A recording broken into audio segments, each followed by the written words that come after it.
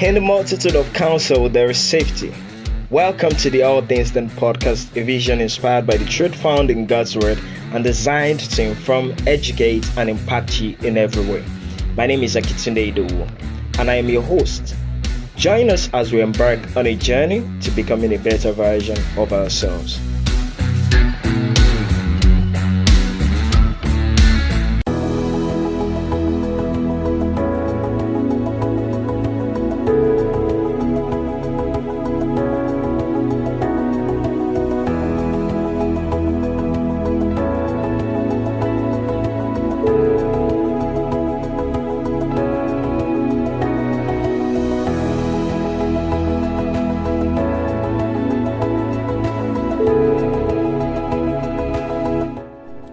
Hello, All Things Then family. Welcome to another episode of the All Things Then podcast. And I'm really delighted that you're able to join today's episode where we can learn and become better version of ourselves. I hope you had a great week, and I hope your week was filled with good news. Mine has been filled with good news all week, and I just trust that whatever you're trusting God for, whatever you're believing God for, that God will come true for you. God will perfect it for you.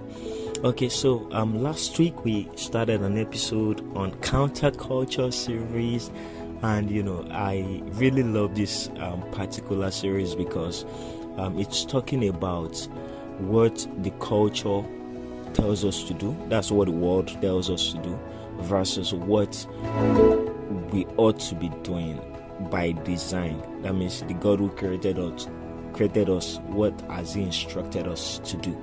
And yet last week, yes, we considered pride as a subject matter, and basically today we would be considering God says versus culture says. God says versus culture says.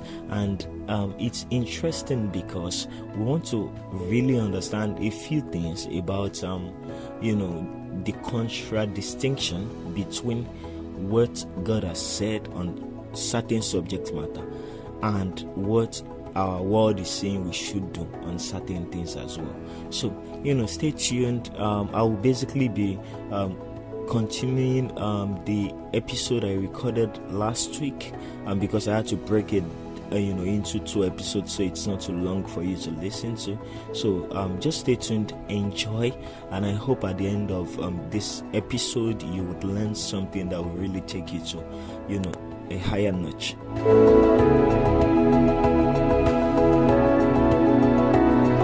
There was something my mentor once posted on his Instagram handle one time, and I would like to just share a little bit about it to you, so that it could also be helpful to every one of us in this podcast today. So in that post that my mentor made, it was a picture. It was tagged "Culture Says" versus "God Says," and I will quickly read out the things he made mention of in this post. He said, "Culture says promote yourself. It's all about you." He says, "God says humble yourself and serve others." You see, that's one of the things, right? The culture of this world is actually designed in a system of pride. A system that helps us to acknowledge our own efforts. A system that helps us to just see ourselves as the person who is able to do all things. So the culture of this world says, promote yourself, put on LinkedIn that, yes, I have attained this height, and I did it because I did such and such. Right? And remember, it's not wrong to post on LinkedIn. Like I said earlier, it's only your motive that matters. So why do you do these things? Sometimes it's good that we post certain things so that it can inspire hope in other people, so that other people can also know that they can do these things. For example, if you come from a very lowly background, where you had nothing, and you're able to rise to the top of your career. You're able to become an epitome of God's mercy, right? You are able to attain certain heights that people of that cadre, people of that strata in the society never thought that they could attain. You can share your story so that it can build hope in somebody who is also living in that community, that ghetto, that is saying that, I don't have any resource that can really help me, attain that height, right? So sharing your own story, sharing the journey of how God has walked you through that darkest path to become a light in that generation could really be inspiring to people. But then it becomes a wrong mindset when the reason why you share your story is actually so that you can show off what you have achieved, saying that, oh yes, this is who I am now, and it is because I did this and this. That can easily become a showing off rather than a blessing to other people. So when we often promote ourselves, we need to evaluate why we do it. Do we do it because we want to honor other people? Do we do it because we want to be a blessing to other people? Do we do it because we want to add values to our society? Or do we rather do it because I want people to see me? Right? The Bible and what God exactly puts out there for us is that we should humble ourselves and we should serve others, and He will lift us up. Right? The world will say that you promote yourself, be on the banner, be on Facebook, be on Instagram, saying I am this and this and that. But God is saying you come and humble yourself. Right? Don't put yourself out there saying you are this, or that. And if you put yourself out there, put it that you are who God says you are because God has helped you, and because of certain people that God has put in your life to support your journey. Not exactly because of your work. Yes, we can't take away the fact that you were also obedient, or because you have followed a certain level of instructions, but it's not all about you, right? Another thing that culture says consume, take more and accumulate. So our culture will say we should save, we should invest for our own future, right? But what God says is that it is more blessed to give than to receive, right? So the culture is saying that always show people that, oh yes, this is what your account is reading. Show people that yes, this is what you have achieved. You have bought this house, you have bought this car, you have bought this book, you have bought this device, iPad, an iPhone, a Samsung phone, a Techno, whatever. You have gotten this, and show off in it. Take pride in it. Have more and keep having. You should buy new sneakers, you should buy new clothes, you should buy a new native. Oh, I don't have enough, I need to have more, But God is saying it is more blessed to give than to receive.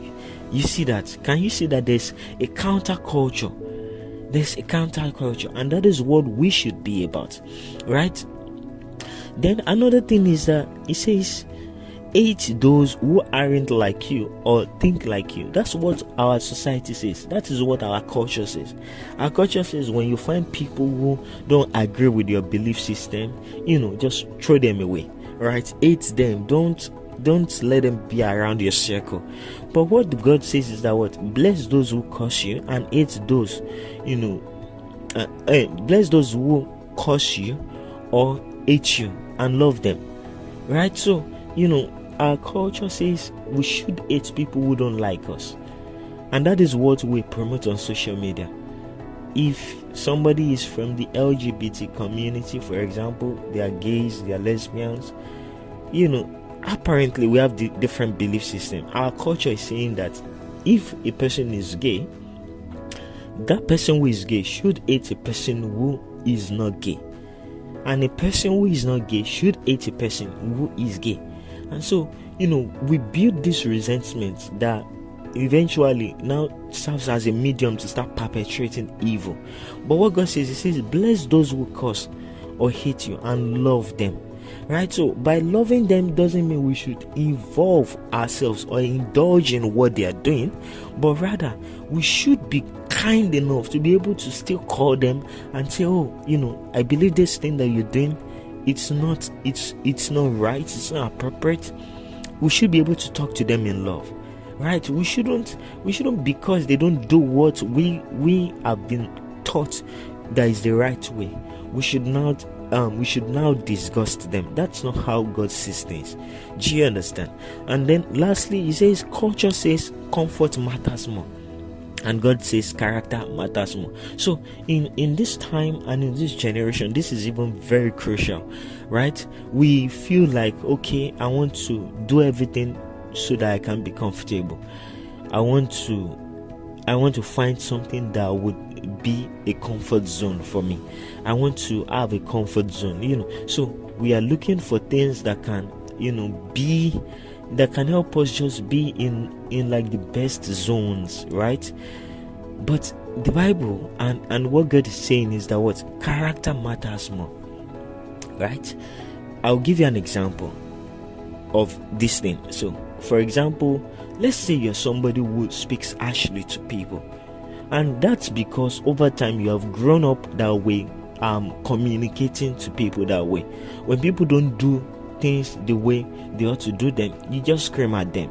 Or let's say that you have a resource that you own, and then someone is trying to borrow it, and because you want to use it at that particular time, you are just like, yes, I'm not saying that you shouldn't use your things whenever you want to use them, but there's a place of also making sacrifices. So this person was like, oh, I don't have, and this is an example, right? Oh, I don't have a shoe, right? Could you lend me yours? I want to just wear it for an event. And you're not like, oh, I don't wear my shoes, I don't give it to people. That is you trying to seek your own comfort zone. But what God is saying is that what character matters more. What is your character like? So God is saying, oh, you look at that area of your life and you intentionally work on it. Not saying that, oh, this is the way God created me, this is who I am, this is the way I am. Oh, I don't know how to talk pleasantly to people. I only talk, this is how I talk. And anybody that don't like it, they should leave me alone the way I am. Or this is how I talk, and if it doesn't suit you, that's your headache. But God is saying character matters more. Look at this. Oh, you are talking to people in a negative way. Why not evaluate yourself and say, what if I begin to speak words that can be of comfort, that can be of encouragement to these people? How will they feel? Right? So character helps us to look inward, to work on ourselves, to be of a better benefit to others. Comfort says, look at yourself and just acknowledge that that's how you are, and you will not get better in it. And those are the contradictions, those are the countercultures. So we need to begin to evaluate all these things so that we don't become an embodiment of pride, because that's not what God has wired us to be. One way to actually begin to suppress the spirit of pride is actually to take the focus off yourself, right? It could be as simple as saying that, oh, it was God that did it. I'm telling you, it could be as simple as saying that whenever you achieve something, let's say, okay, you set out this year to maybe not drink any soda, you don't want to take any Coke, Fanta, or whatever drink, and then at the end of the year you are able to achieve it, rather than saying that, oh, I kept to my routines, I was able to follow this exercise medium and all those things like that. Why not just say that, oh, God helped me to attain so and so. With the help of God, I was able to follow through my routine and not take any soda this year. That alone in itself humbles your heart, because now it takes the focus away from you and puts it on on something else that is greater than you, which is God. So that is one way. It might seem very insignificant, it might seem like something that doesn't matter, but believe me, taking that little step of acknowledging God, that God is the one that actually grants us that strength, that grace to do these things, will really go a long way in suppressing pride in our lives. What other few things can you do to suppress pride in your life? Is also to give honor to the people who have assisted you in your journey.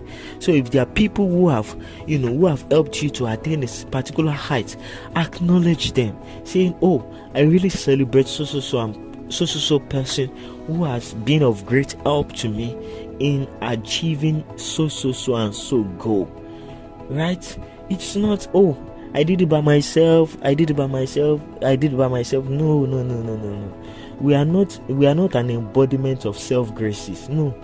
Rather, we are an embodiment of helps from people, from other people. Then lastly, never look on other people, right? Don't look down on other people that you are better than them. The moment we come to a place where we start thinking that, oh, I'm better than this person because of the background that I have, don't forget that whatever you have, it's not by your own doing. The family you are born into, whether wealthy or poor, it's not by your doing. It's just the grace of God. It's just a privilege that you are blessed with. So when you begin to see it that way, that okay, whatever I have, yes, I was able to go to school, I was able to go to a foreign school, I was able to go to the best of schools, I was able to have an education or attain a degree, and other people don't have this. Just understand that what it is a privilege. It's not because what you are better than other people. So I believe when we begin to take this approach, it bets humility in our hearts. And believe me, humility is what helps people to get to the top. Is what is the culture for excellence. It's the culture for leadership. It's the culture for a glorious future. And I actually believe and I'm trusting that God will actually help every one of us to come to that place where we take the focus off of ourselves and to put it on Him. So this is the end of today's podcast. I hope you learned one or two things, and please do well to share with your friends, to share with colleagues that you believe would need this particular message. Thank you very much. Do well to subscribe to our platform so that you can always receive notifications as well whenever we post new episodes. And I'm really grateful and thankful that you're constantly tuning in and constantly listening to learn and become a better versions of ourselves. Thank you very much. Have a lovely weekend. Thank you for listening. If you have been blessed by this topic, please share with your friends and also drop reviews on the community page or our email. You can also share with us burdens on your heart or topics you would want us to talk about. Feel free to give to promote the spread of this podcast by partnering with us on our website at allthingsdenpodcast.disha.page.